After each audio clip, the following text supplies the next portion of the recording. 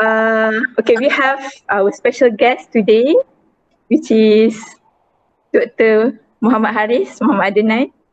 Okay, eventually, I just when I uh, doing my bath, it just come out the idea of the Dr. Hariz name.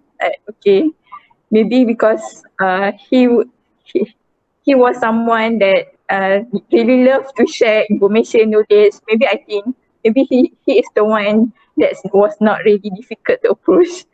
So that it turns out he's very interested to share about her knowledge and experience. Though, so that's how this session is made into reality. So without further ado, I would like to invite Dr. Hariz to introduce himself. Sorry. Okay, please welcome. Okay, thank you to Miss Afiqah. Assalamualaikum warahmatullahi wabarakatuh. Okay, my name is Muhamad Hariz. So I did my Master in USM and my PhD in UTP. So I just recently graduated in 2019, last year.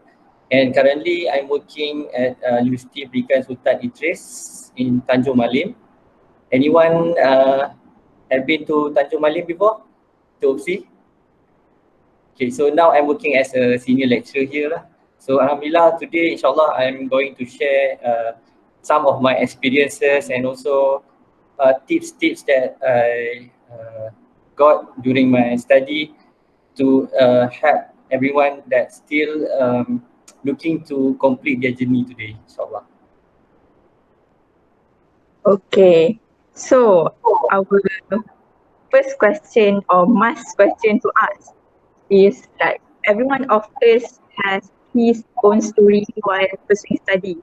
So in your previous PhD journey, how is it like? Okay, so I will story about the time when I started my PhD in 2014. End of 2014, I was working at in the industry as a system analyst. Okay, at that time, I thought that maybe this is not the job that I want.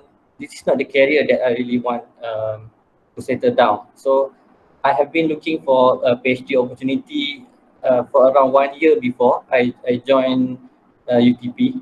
And then in November 2014, I managed to join UTP. Okay, because that time I contacted my supervisor, Dr. Fazil Hassan, and he said to me that he has a grant and also I can apply for my brain at that time. So Alhamdulillah, I managed to join in 2015. And then I work as a tutor for around 1.5 years. I think I managed to teach for 3 semesters. Okay, Alhamdulillah, there's many good things and also some downs in my journey.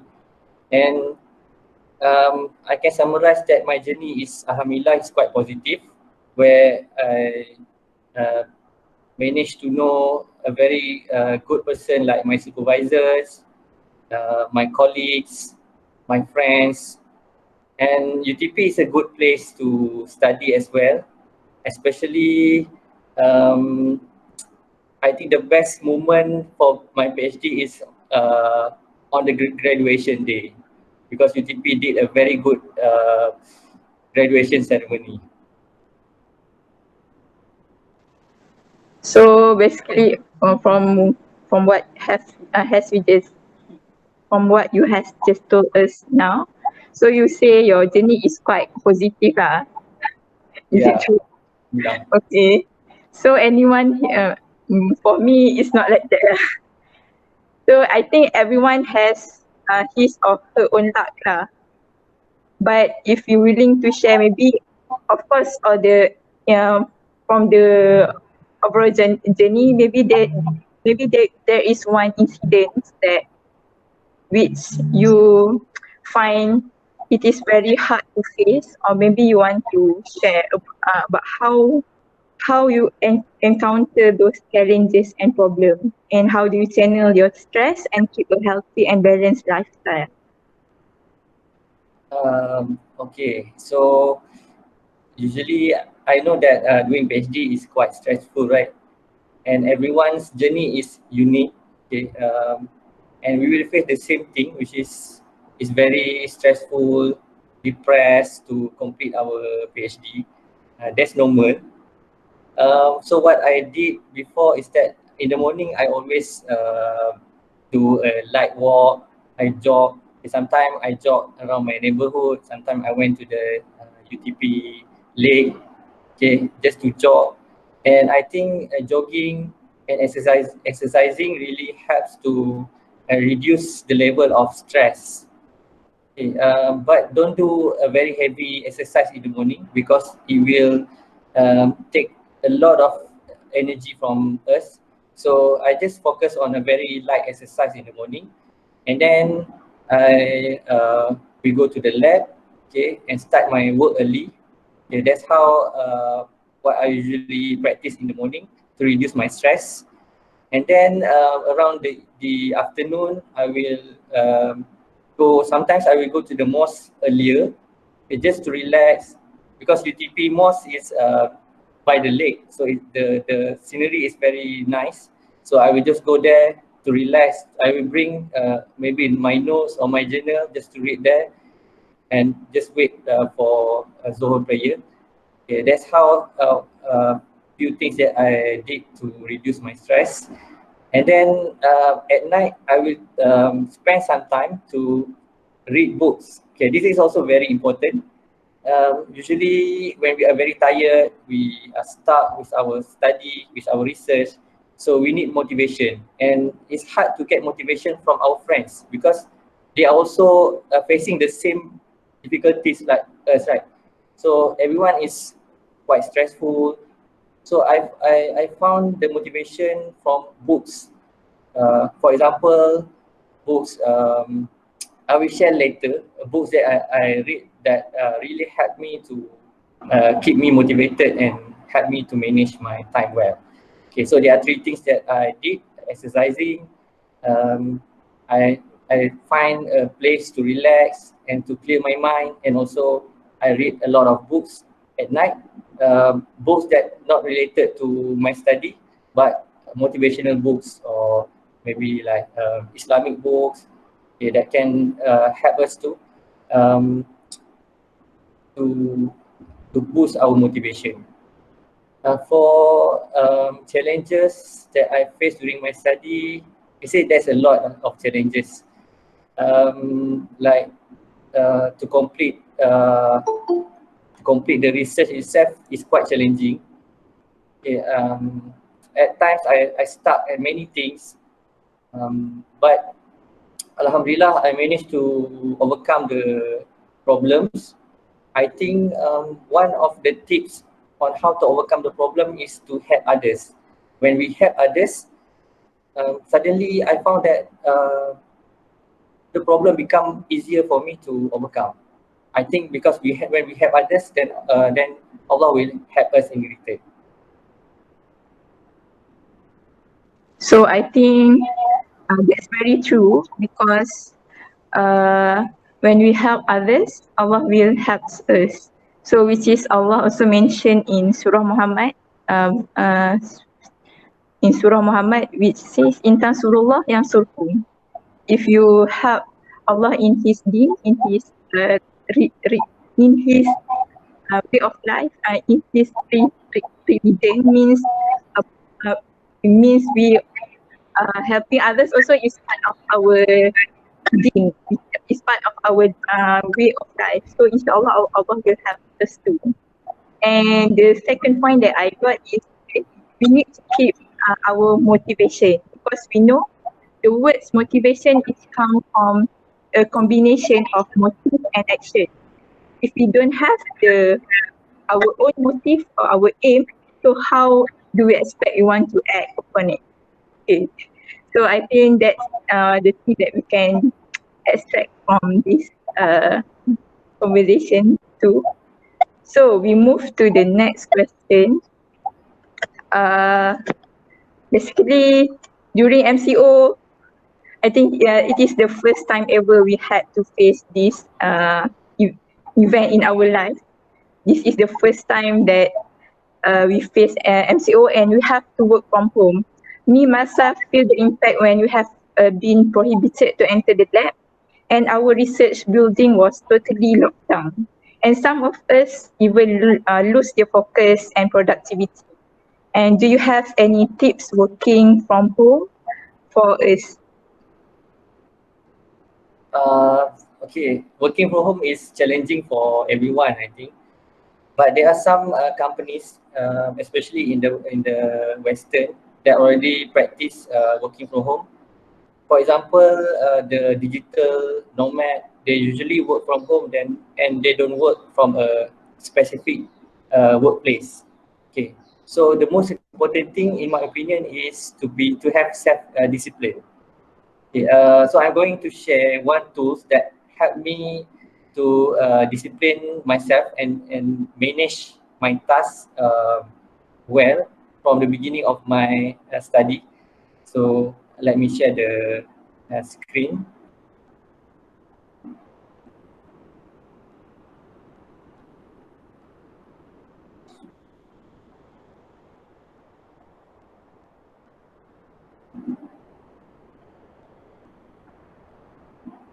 Okay, can everyone see? Okay, this tool is known as the Eisenhower box. Okay, so first of all, what I did is that I planned my PhD journey from the beginning until the end. Means if my target is to complete in 4 years, so I will um, I will list down all the goals that I need to achieve, the milestones, and then I will write the tasks that I need to complete for each goals or milestones. Okay, and then this task we can list down in these 4 sections in the Eisenhower box. Okay, they are urgent and important. They are also urgent and not important. Urgent and not important, not urgent and important, and also not urgent and not important. So the urgent task that we have, we can list down in the urgent and important section. So we must complete this task first. Okay, whenever we want to start our work, we can complete the urgent and the important task first. And then if we have any important task but not urgent, we can list down here. Okay, so that once we complete all the tasks in the urgent and the important section, we can copy and paste it here. Okay, and for this one, there are some tasks that might be urgent but not really important. We can try to find someone that can help us with this task. We can delegate this task. Okay, and another one is not urgent and not important. Please don't do this task. Please remove it totally from our life. Okay, so this Eisenhower box actually we can download from the internet. Can get the template from internet. And I think using this is very effective lah to help us to discipline ourselves and to manage our time during not only during MCO, but I think we can use it anytime. This tool we can use anytime. It's very effective.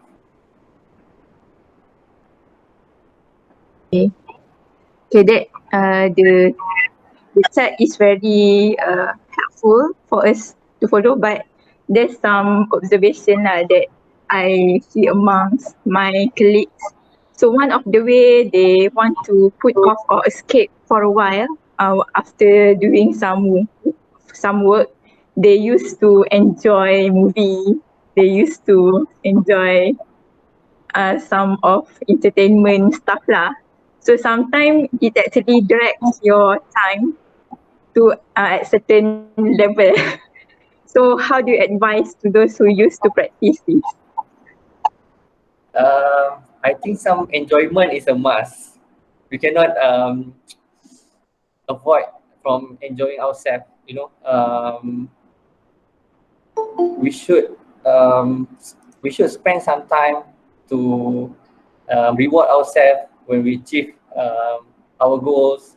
And when we are very stressed, yeah, we need to find some entertainment as well. So I think there's no problem with that, as long as we follow our plan and we stick to our plan. Okay, and inshallah everything will be fine. There's no problem with watching movies. I'm doing that as well. Okay. Okay. Okay. Okay. Okay. For up until now, we have discussing about the research, and so maybe there's some tips that I read from a book, which is 7 Habits of Highly Effective People. The tips number 3, if I'm not mistaken, which is begin in the end in mind.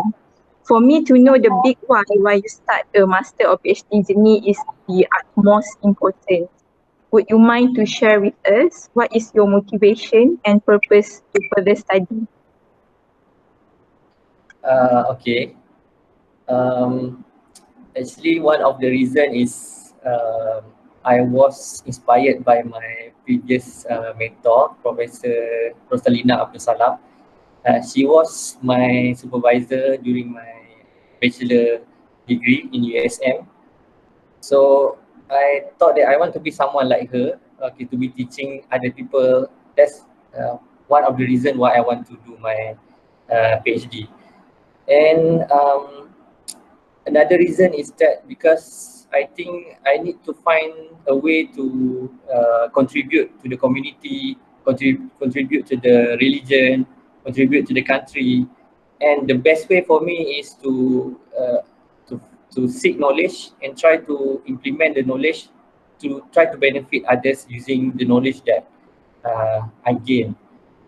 So for me, the best way is by doing PhD. And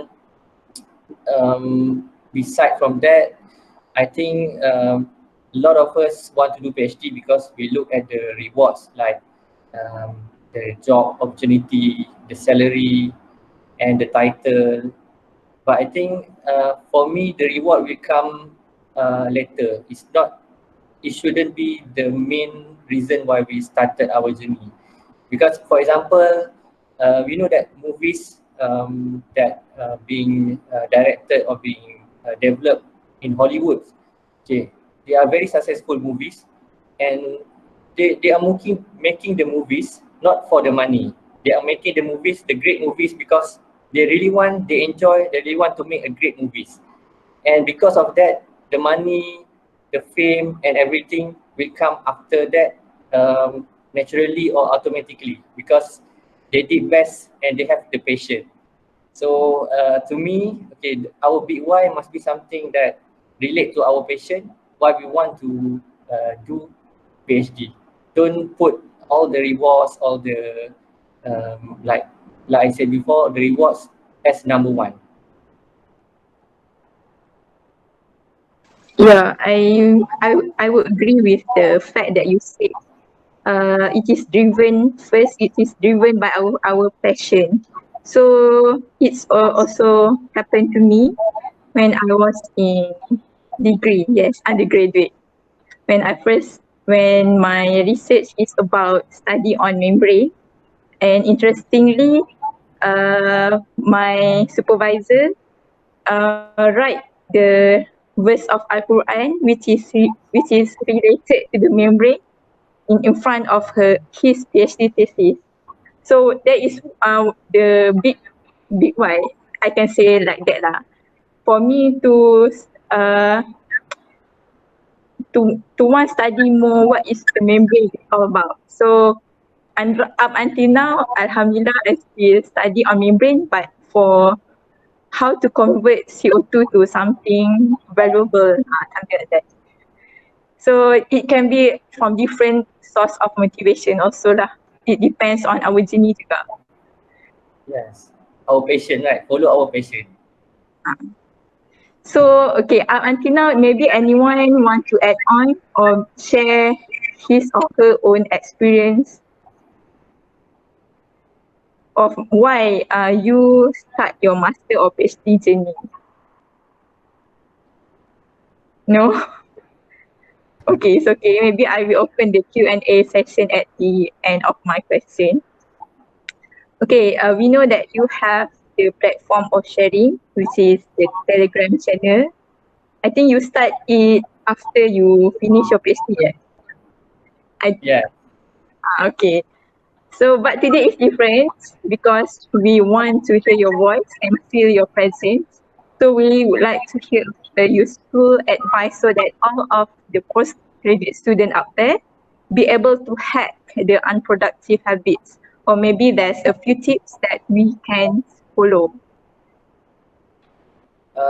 Okay, one of my favorite tips is don't waste time, because a day that we waste today will be a day that we will regret later on. Okay, what I mean is that at the end of our journey, our PhD journey, our master journey, one day is very important, very valuable for us, because at that time maybe our grant is almost running out. We are almost out of money. Okay, we need to find jobs. Okay, at that time everything is quite crucial. So if we waste one day early in our journey, then we will regret later on. So think at for the end. Okay, so don't waste even one day now, because we will really regret later. Okay, so these tips I got from my colleagues that almost finished their PhD at that time when I just started my PhD. So I really found that these tips very useful. And another tips, like I've mentioned before, help other people, then our journey will be easier, inshallah. Because based on my experience, one time there's one postgraduate student, international student. I really didn't know him well. I just saw him every day because he's sitting in the lab, beside my lab. And then that day he need my help because he need to renew his visa, and he wants someone local to be someone to be like a guarantor for him. So I think that it's quite risky for me to help him, because I don't even know him very well.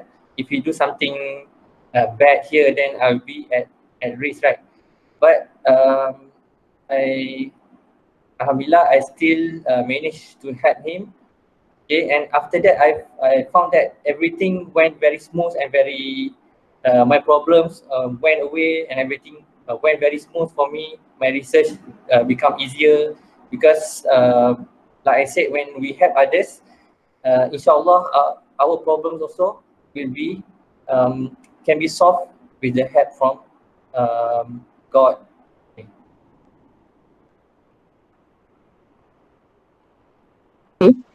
Do you have more to say, Doctor? Another thing is, okay, I want to share one book that I like to read.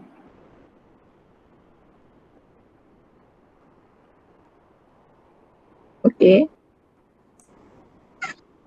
Wait, I share the.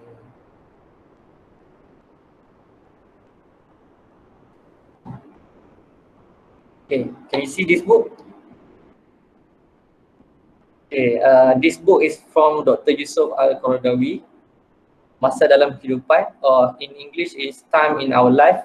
Okay, this book is very good because it explains the essence of time, the importance of time, what we should do in each phases of time from morning until night. So whenever I feel lazy, I feel demotivated, when I will read this book, and it give me motivation to value my time and keep on going. Inshallah, you can try to find this book. I think it will be quite helpful. Yeah. So to conclude, it is the time is life, right? Masa itu Yeah, adalah kehidupan. yes, correct. So we must really manage our time well. Okay, this is quite interesting for the next question. So life during PhD and after working as lecturer, how do you find, is it different? anything that you foresee and want to advise for those aim to be lecturer after finishing their PhD? Yeah, it's quite different life before and after PhD. While doing PhD, I think my life is like stuck because Um, I cannot move forward. As long as I didn't finish my PhD, I cannot find a permanent job because I afraid that um, it will affect my study. And so by hook or by crook, I need to finish my PhD. Okay, and that's quite it's like a it's like a very heavy burden that in my life at that time. But alhamdulillah, after PhD, after my viva, um, I went for several interviews and managed to get a job um, 1 week before my graduation day. And alhamdulillah, I think being a lecturer is quite um, what we say fulfilling lah for me, and the job also is quite satisfying and quite nice. And okay, for the tips, if you want to be a lecturer, okay, actually 3 months before your viva, you can already try to apply for a lecturer position. 3 months before your viva, actually I send my resume to I send my CV to USM 6 months before my viva, and they invited me for interview in USM because I was a student from USM, so they know me really well. And but after my viva panel was Prof Rosni. She was the dean at USM at that time. And after my viva, she told me that there's no opening in USM at that time because HR just recently announced that they need to freeze new for intake of new lecturers. Okay, so at that time I sent my CV to many universities like USM, OPSI, UMP. Okay, and I also look for opportunity online for any openings. Okay, and I managed to get interview from UMP, Universiti Malaysia Pahang, and Universiti Pendidikan Sultan Idris. And alhamdulillah, I managed to secure job offer from both universities as a full-time lecturer. Um, but I selected or I choose Universiti Pendidikan Sultan Idris because the location is more suitable for me lah, in my opinion. Okay, so for my tips, if you want to be a lecturer, you need to print out your CV and send by mail, okay, to the dean of these universities. And then you should also send your CV through email to them. And not only CV, you should also send your cover letter as well. Okay, and you need to be perfect in each stages of your application. Means from your CV, starting with your CV, you need to make it really perfect. Show your strengths in your CV and your cover letter, and then during your interview, okay, you must really build a relationship with the interviewer. Okay, relation before business.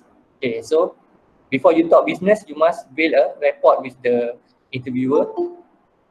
Okay, show your strengths, and inshallah, if there's opportunity and your risk is there, then you will be appointed as a lecturer. Okay, I also was invited for interview from other universities like University Technology Malaysia, UTM in JB, UITN, but I declined the invitation because I already secured a job in UPSI. Okay, another tip is to make ourselves different or unique from other candidates. Okay, how? I will share one of my tips is that during my time doing PhD, I joined a volunteer as a volunteer. I teach Form 3 and Form 1 students in a mosque nearby. So I teach them English, Maths, and Science. Okay. So during my interview, the interviewer asked me, what else that you do other than doing research and your PhD? So my answer is, I said that during my free time, I'll do volunteer work. I teach Form 1 and Form 3 student in the nearby mosque for free. So I use this strategy, and I think they are quite impressed with me, because what it shows that I'm someone that love to teach, and also I love to help others. Okay, and these attributes that really liked by the employers or by our future colleagues. Okay, so they will, people will love people with these attributes. So this also makes me unique compared to other candidates. Okay, so these are the strategies lah. And other than that, if you want to become a lecturer, you need to have skill in writing papers and journal. And nowadays people always talk about lecturer must have industrial experience. Okay, so what I did is I start my own business in my field, IT field, and this I consider as a industrial experience as well. Okay, because I managed to meet with many people from the industry, CEOs. Okay, and this helped me to transform myself into someone more with a more leadership skill, a better communication skill, and this also helped me a lot during the interview as well. Okay. So there's something that attracted me when you said about volunteerism. So I also heard that sometimes the employer loves someone with the loving character. So means someone who loves volunteer to do something, not asking for any rewards lah. So there is the uniqueness or difference that maybe we can try to instill in our character also. Yes, I agree. Okay. So I heard just now you said you have started the online business platform, isn't it? Online business platform. So how do you start and why business? Okay, the reason why I started my business is because I really like to do business, and I need to implement the knowledge that I had at the time, because I'm in the field of IT. So I need to find a way on how to help others with the knowledge that I have. Okay, so for start, I start a web design services and a digital marketing agency. And up until now, I managed to help quite a number of people. Usually they are businessmen, business owners, and from doing business as well, not only it helped me to, in terms of the financial, okay, it also helped me to get more experiences, to know more people. And the best thing is that it opens a lot of opportunity. Okay. For example, now Alhamdulillah, I just recently certified as a e-usahawan trainer for MDEC. Okay. E-usahawan is a program that aims to help usahawan in Malaysia, or we can say business owners in Malaysia, to transform their business into online business. Okay, so because I have the experience helping people doing business earlier, then I was selected to attend the training, and there are exams, and I passed the exam. From 200 people, only less than 30 people were selected for the program, and alhamdulillah I managed to pass the exam and certified as usahawan trainer. And this is one of the opportunity that comes along with my my effort to do business. So you can see that there's a lot of opportunity that will be open once you try to do something that outside from doing research. Okay, another example is that I joined a lot of competition, for example, under Magic Malaysia, okay, using my business, my company name. So even though I managed to go into the second stage and I managed to learn many things, and you see that's why I one of the reason why I think um, a postgraduate today need to start their own business journey, because maybe as a consultant, okay, just to share your knowledge, because it will opens up for many opportunity, and it will give us a lot of skills and help us to become a multi-skill person.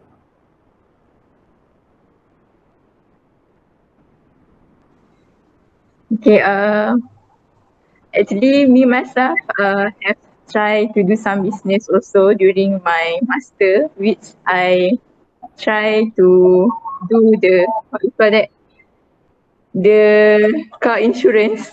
Yes. Means try to do some business on car insurance renewal service. That's at first it's of course if you want to try something, of course we have to learn lah, and also we have to allocate sometimes. So management of time is quite important when you do business. So based on our discussion just now, so I think you would surely want to recommend others to enroll in online business platform, even if they are still student, right?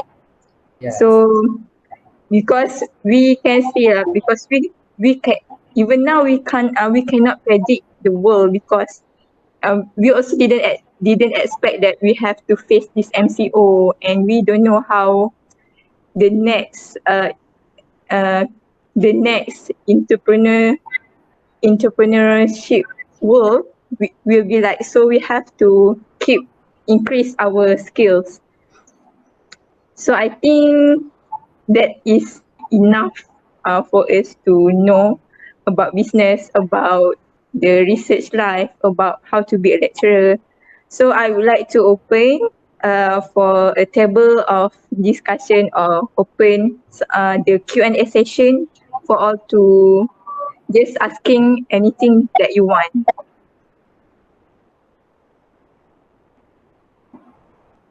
Okay, please. Afiqah, I think I want to share the link for my Telegram channel in the chat. If anyone Okay. wants to join my channel, okay, I will write the link. And also a channel that I just start for digital marketing. You want to learn digital marketing. And about another program that I said just now, usahawan. If you want to learn online business, then you can join the class as well. It will be conducted online and it's free. It's subsidized by the government under MDEC. Okay, so I share the links. If you are interested, you can just click the link. Okay. Maybe can you have some feedback from you, from those who join this session? Just want to know whether the inputs that we discussed today, is it related to your life, or is it fulfill your expectation for joining this?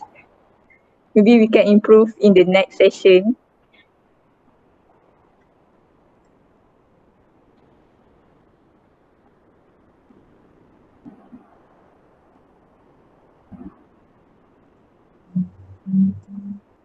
So anyone want to share their thoughts?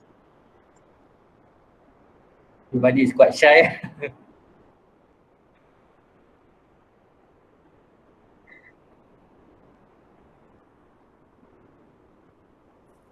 Guys, Hi. any question you want to ask?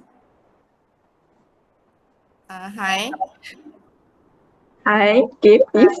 I think this sharing is quite interesting and resourceful for us.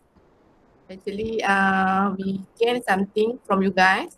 Actually, from Dr. Hariz.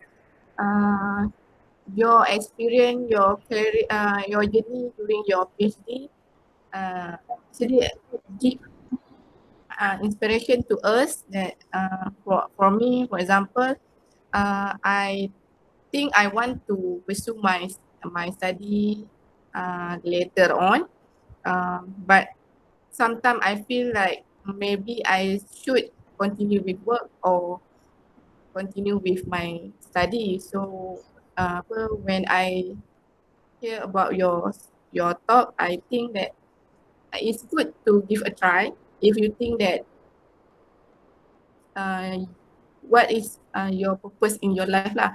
For example, and doctor say that during your career, your industry career, you think that it's not your what you want kan.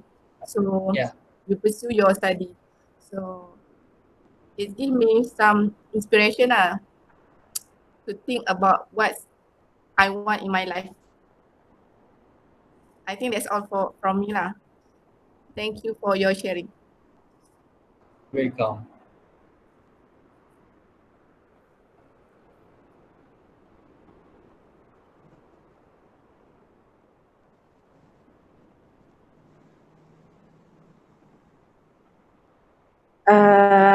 If there's no more question, I think that's all lah for today.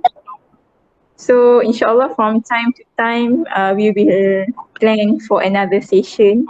Maybe if you want to ask for special discussion regarding how how to prepare yourself for interview to be a lecturer also can.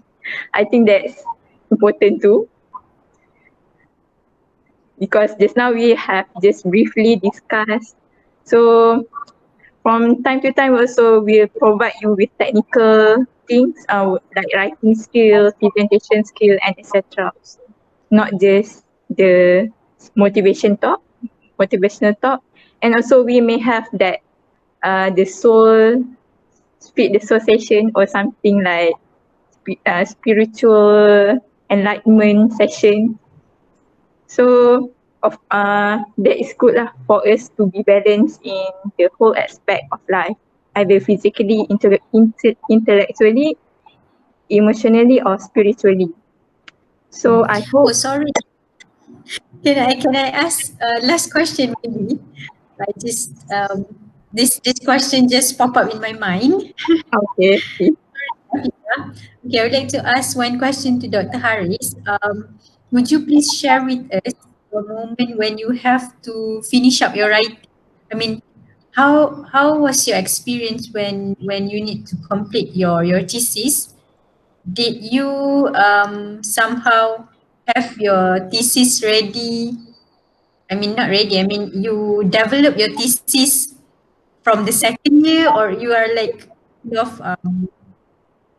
put it on hold until the last year, or how? Would you please share with us?